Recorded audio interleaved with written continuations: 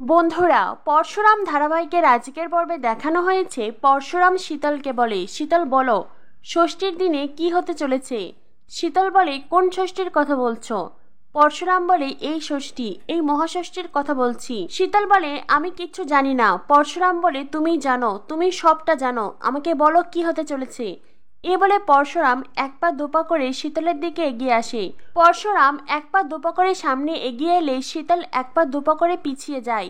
এভাবে পিছোতে পিছোতে শীতল টেবিলের কাছে যায় আর তারপরে টেবিলের ওপরে রাখা তার ব্যাগ থেকে চেম্বার বের করে। শীতল পরশুরামের দিকে চেম্বার তাক করে বলে, শেষ করে ফেলবো তোমায়, মেরে ফেলবো আমি তোমায়। পরশুরাম বলে, তুমি আমার কিচ্ছু করতে পারবে না, কিচ্ছু না। আমি চাইলে এক্ষুনি তোমার হাত এফোর অফোর করে দিতে পারি।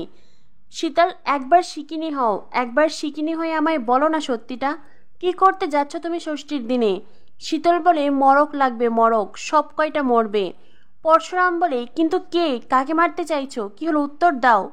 শীতল বলে, আমি জানি না। পরশুরাম বলে, তুমি জানো। শীতল বারবার করে অস্বীকার করে। পরশুরাম তখন তার চেম্বার চালায় আর শীতলের হাত থেকে তার চেম্বার পড়ে যায়। শীতল বলে, তুমি আমায় গুলি করলে? পরশুরাম বলে, আমি তোমায় গুলি করিনি, তোমার হাতে লাগেনি, তোমার হাতে লাগলে এত সময় তুমি শেষ হয়ে যেতে। আমি তো তোমার চেম্বারেই গুলি করেছি। এবার বলো তো, বলো তো আসল সত্যিটা কি? একবার শিকিনি হয়ে বলো না আসল সত্যিটা। শীতল বলে, আমি কোনো সত্যি জানি না। তুমি আমায় গ্রেফতার করতে চাও তো? ঠিক আছে, আমায় গ্রেফতার করো। এই বলে শীতল পরশুরামকে দু হাতে দিয়ে জড়িয়ে ধরে। শীতল বলে, আমাকে তুমি গ্রেফতার করো, তার জন্য চেম্বার তোলার কোনো প্রয়োজন নেই। আমায় তুমি তোমার বাহুডোরে গ্রেফতার করো। আমি কথা দিচ্ছি, আমি কোথাও পালাবো না। তুমি যেখানে বলবে আমি তোমার সাথে সেখানেই যাব। কি হলো শিবপ্রসাদ, আমায় গ্রেফতার করো, গ্রেফতার করো আমায়। এই বলে শীতল বারবার করে পরশুরামের গায়ের ওপর ঢলে পড়ে। পরশুরাম তখন ধাক্কা মেরে ফেলে দেয়। পরশুরাম বলে, হ্যাঁ, আমি তোমায় ধাক্কা দিলাম কারণ আমি অন্য পুরুষদের মতন নয়। শীতল বলে, তুমি অন্য নারীকে স্পর্শ করো না, তাই তো? সেটাই বলতে চাইছো তুমি? তোমার ভালোবাসা না আমার খুব ভালো করে জানা আছে। তোমার ভালোবাসা বিশ্বাস কোনোটাই নেই। তোমার স্ত্রীকে তুমি খুব ভালোবাসো, তুমি খুব বিশ্বাস করো, তাই না? আর দেখো, তোমার স্ত্রীও তোমাকে খুব ভালোবাসে, বিশ্বাস করে, তবুও তোমাদের মধ্যে কত গোপনীয়তা। তুমি যে পরশুরাম সেটা তোমার স্ত্রী জানেই না। তোমার আসল পরিচয় এখনো তার অচেনা। অন্যদিকে সে যে একজন ক্রিমিনাল সেটাও সে তোমায় বলেনি। পরশুরাম বলে, চুপ করো, একদম চুপ। আমার স্ত্রীর নামে একটা বাজে কথা শুনতে চাই না। শীতল বলে, খুব গায়ে লাগছে তাই না? তবে আমি তোমায় বলছি, তোমার স্ত্রী গ্রেফতার হবেই, হতেই হবে ওকে, কারণ ও এই ক্রাইমের সাথে যুক্ত। পরশুরাম বলে, তোমায় বললাম না আমার স্ত্রী সম্পর্কে কোনো বাজে কথা বলবে না। শীতল বলে, 100 বার বলবো। তখনই শিবপ্রসাদের ফোন বেজে ওঠে। শীতল বলে, কে কল করেছে, তোমার ওয়াইফ? তখনই পরশুরাম বলে, একদম চুপ, কোনো কথা বলবে না। এই বলে পরশুরাম ফোন রিসিভ করে। ফোনের ওপাশ থেকে তটিনী বলে, কি গো, তুমি সেই যে রুটি বানালে তারপরে কোথায় চলে গেলে? তুমি তো জানো তুমি না খেলে আমি খেতে পারি না। পরশুরাম বলে, এই তো আমি মাটন কিমা নিতে এসেছি, বাচ্চাদের জন্য চপ বানিয়ে দেবো, আমার বেশি সময় লাগবে না, এই 10 মিনিট। তখনই পাশ থেকে শীতল বলে, মাত্র 10 মিনিট। তখনই তটিনী বলে, তোমার পাশে কে, কার গলা শুনলাম? শীতল কিছু বলতে চাইলেই পরশুরাম শীতলের মুখ চেপে ধরে। তটিনীকে বলে, কেউ না, কেউ না, পথচারী। এই বলে পরশুরাম কল কেটে দেয় আর শীতলকে বলে, তুমি কি বলবে ষষ্ঠীর দিনে কি হতে যাচ্ছে? শীতল বলে, না, আমি বলবো না। আমি জানি তুমি চারদিক থেকে তোমার টিম নিয়ে আমার এই বাড়িটা ঘিরে রেখেছো, তবুও আমি তোমায় কিচ্ছু বলবো না। তখনই বলরাম, সৌরভ তাদের পুরো টিম সেখানে প্রবেশ করে। সবাই মিলে শীতলকে চারদিক থেকে ঘিরে ধরে। পরশুরাম বলে, শীতলকে গ্রেফতার করে নিয়ে চল। তখনই শীতল বলে, তুমি আমায় কোথায় নিয়ে যাচ্ছ, কি হলো উত্তর দাও। পরশুরাম বলে, যতক্ষণ না পর্যন্ত শীতল মুখ খুলছে, যতক্ষণ না পর্যন্ত ও বলছে ষষ্ঠীর দিনে কি পরিকল্পনা করেছে, তত সময় ওকে বন্দি করে রাখ। তখনই পরশুরামকে শীতল বলে, এই পরশুরাম, আমি কিন্তু তোমার স্ত্রীকে সব বলে দেব। পরশুরাম বলে, পারবে না, তুমি কিচ্ছু করতে পারবে না, কারণ তুমি সেই সুযোগটাই পাবে না। এরপরে পরশুরামের টিম পরশুরামকে ওখান থেকে নিয়ে যায়। তখনই পরশুরামের ফোন বেজে ওঠে। ফোনের ওপাশ থেকে লাট্টু বলে, পা পা, তুমি মাটন কিমা কিনতে গেছো? তুমি আমার জন্য চপ বানাবে? পরশুরাম বলে, হ্যাঁ বাবা, আমি তোমার জন্য চপ বানাবো, এই আমি আসছি, এক্ষুনি আসছি। এ বলে পরশুরাম কল কেটে দেয়। তখনই মায়া বলে, এই জীবনে প্রথমবার দেখলাম। পরশুরাম বলে, কি? মায়া বলে, যে কোনো অফিসার লুঙ্গি পরে রেড করতে এসেছে। মায়ের কথা শুনে বলরাম, সৌরভ তারাও হাসতে থাকে আর পরশুরাম বলে, চলো। এরপরে তারা ওখান থেকে চলে আসে। এদিকে দেখানো হয় আরাধ্যা জিৎ মুখার্জিকে বলে, ড্যাডি, ড্যাডি, তুমি এটা কি করলে? যেই ছোটদের জন্য আমার সংসার ভাঙলো, যেই ছোটদের জন্য আমার স্বামী এখন জেলে আছে, তুমি সেই ছোটদির সাথে দেখা করতে গিয়েছিলে, ওদের বাড়িতে গিয়েছিলে, তুমি রিফিউজি মার্কেটে গিয়েছিলে কেনাকাটা করতে। ড্যাডি তুমি এইসব কিছু কেন করছো? কি হলো, চুপ করে আছো কেন? বলো কেন করছো? জিৎ মুখার্জি বলে, আমি কোনো ভুল করিনি, আমি আজ ওখানে গিয়েছিলাম সুখ খুঁজতে গিয়েছিলাম। তখনই আয়ুষী বলে, ড্যাডি তোমার কি হয়েছে বলো তো, তুমি সব কি বলছো? তুমি সুখ খুঁজতে গিয়েছিলে? আরাধ্যা বলে, ড্যাডি তোমার মেয়ে ভালো নেই, তোমার মেয়ে সুখে নেই, আর তুমি কিনা নিজের সুখের কথা ভাবছো। জিৎ মুখার্জি বলে, আমি নিজের সুখের কথা ভাবছি না, আমি আমাদের সুখের কথা ভাবছি, এই পুরো পরিবারের সুখের কথা ভাবছি। আমি যা করেছি তাতে কোনো অন্যায় নেই, কোনো ভুল নেই। এরপরে আরাধ্যার মা বলে, তোমার কি হয়েছে বলো তো, আজ তোমার নিজের মেয়ের চাইতে ভাইয়ের মেয়ের মূল্যই বেশি হয়ে গেল। তখনই তটিনীর মা বলে, তোমরা সবাই ঠাকুরপোকে কেন এত কথা শোনাচ্ছ? ও কি ভুল কাজ করেছে? তটিনী ওর মেয়ের মতন নিজের ভাইজির বাড়িতে যেতে পারে না। তখনই আয়ুষী বলে, তোমার তো খুব ভালো লাগছে তাই না?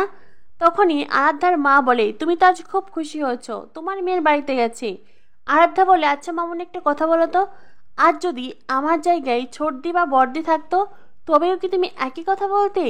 যদি ড্যাডির জায়গায় আজ জেঠু যেত তুমি কি তখন এক কথা বলতে? জিৎ মুখার্জি বলে, প্লিজ তোমরা কেউ বৌদির সাথে এইভাবে কথা বলবে না, বৌদি গুরুজন। আমি আজ ওখানে গিয়েছিলাম নিজের ইচ্ছাতে গিয়েছিলাম, আমার ভালো লাগা থেকে গিয়েছিলাম, আর আজ আমি অনেক কিছু উপলব্ধি করতে পেরেছি। তোমরা জানো আমি রিফিউজি মার্কেটে গিয়েছিলাম, ভিড় ঠেলে গিয়েছিলাম, ওখানে গিয়ে আমি জামা কাপড় কিনেছি দরদাম করে। আগে যখন তটিনীরা আমাদের বাড়িতে আসতো ওদের কত কথা শোনাতাম, সস্তার জামা কাপড় পরে এসেছি, এইসব কাপড় তোমাদের বাড়ির কাজের লোকও পরবে না, এই ধরনের নানা কথা শুনিয়েছি। কিন্তু আজ আমি বুঝতে পেরেছি ওই রিফিউজি মার্কেটে লাখ লাখ মানুষ যায়, সবাই মিলে খুব খুশি মনে ভিড় ঠেলে জামা কাপড় কেনে দরদাম করে, তাদের মুখে তাদের চোখে মুখে পুজোর কত আনন্দ, পুজোর কত খুশি, সংখ্যায় ওরাই বেশি। আমাদের মধ্যে সে আনন্দ নেই। আমাদের টাকা পয়সা আছে, গাড়ি বাড়ি সব আছে, কিন্তু সুখ নেই। আজ আমি গিয়েছিলাম সুখ খুঁজতে গিয়েছিলাম। আজ যখন আমি লাট্টুকে উপহারগুলো দিলাম, লাট্টু পিকো তারা কত খুশি, ওই সামান্য কটা টাকার উপহারেই তারা খুব খুশি। ওদের কাছে সব কিছু আছে, ওদের কোনো কিছুর অভাব নেই, ওরা খুব ভালো আছে, আমাদের চাইতেও ভালো আছে। আর সবচেয়ে বড় কথা কি জানো, আজ আমি যেটা পেয়েছি সেটা হয়তো লাখ লাখ টাকা খরচ করলে আমি কোনো দিন পেতাম না। সবাই অবাক হয়ে জিৎ মুখার্জির দিকে তাকায়। জিৎ মুখার্জি বলে, আজ লাট্টু আমায় রাক্ষস দাদু দুষ্ট দাদু বলেনি, বরং লাট্টু আমায় ভালো দাদু বলেছে। তখনই তটিনীর মা বলে, সত্যি বলছো জিৎ? সত্যি লাট্টু তোমায় ভালো দাদু বলেছে? জিৎ বলে, হ্যাঁ বৌদি, ও আজ আমায় ভালো দাদু বলেছে। ও যখন আমাকে রাক্ষস দাদু দুষ্ট দাদু বলতো জানো, সেই কথাগুলো আমার গায়ে কাটার মতন বিদ্ধ। বারবার মনে হতো তোমার রূপকথার গল্পের রাক্ষস খক্ষস বোধহয় আমি। কিন্তু আজ যখন লাট্টু আমায় ভালো দাদু বলল, সেই সুখের কোনো সীমা নেই, সেই সুখ অসীম, সেই সুখটা জীবনে খুব প্রয়োজন বৌদি, খুব প্রয়োজন। আজ আমি এইটা বুঝতে পেরেছি, বাঁকা পথে যে জীবন কখনোই সোজা পথে চলতে পারে না, জীবনকে সোজা পথে চলতে হলে সৎ থাকার প্রয়োজন।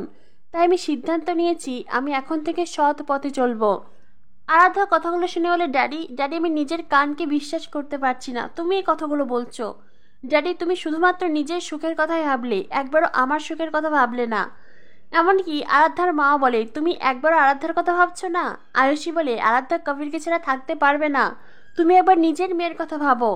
জিৎ মুখার্জি বলে, আমি আরাধ্যার কথাও ভেবেছি, আমি সিদ্ধান্ত নিয়েছি কবিরের সাথে আরাধ্যার ডিভোর্স করাবো, আর তারপরে আরাধ্যাকে অন্য কোনো ছেলের সাথে বিয়ে দেব। না না, টাকা পয়সা সম্পদ ক্ষমতা এইসব দেখে নয়, বরং ছেলেটা খাঁটি মানুষ কিনা সৎ কিনা সেটা দেখে বিয়ে দেব। আরাধ্যা বলে, আমার কোনো সুখের প্রয়োজন নেই ড্যাডি, আমি কবিরকে পেলেই সুখী হব, কবিরই আমার জীবনের সবচাইতে বড় সুখ। এই বলে আরাধ্যা কাঁদতে কাঁদতে ওখান থেকে চলে যায়। আরাধ্যার মা আয়েশি তারাও রাগ দেখিয়ে চলে যায়। বাবিল বলে, ড্যাডি তুমি এতকাল আমাকে যে কথাগুলো বলেছো আমি অক্ষরে অক্ষরে পালন করেছি, তবে আজ আমি বলছি তুমি কাজটা একদম ঠিক করনি, তুমি আরাধ্যার মনে খুব আঘাত দিয়েছ।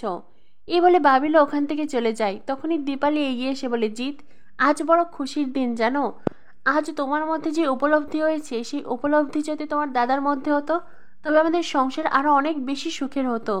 তবুও খুব ভালো লাগছে, দেরি করে হলেও তুমি নিজের ভুল বুঝতে পেরেছ।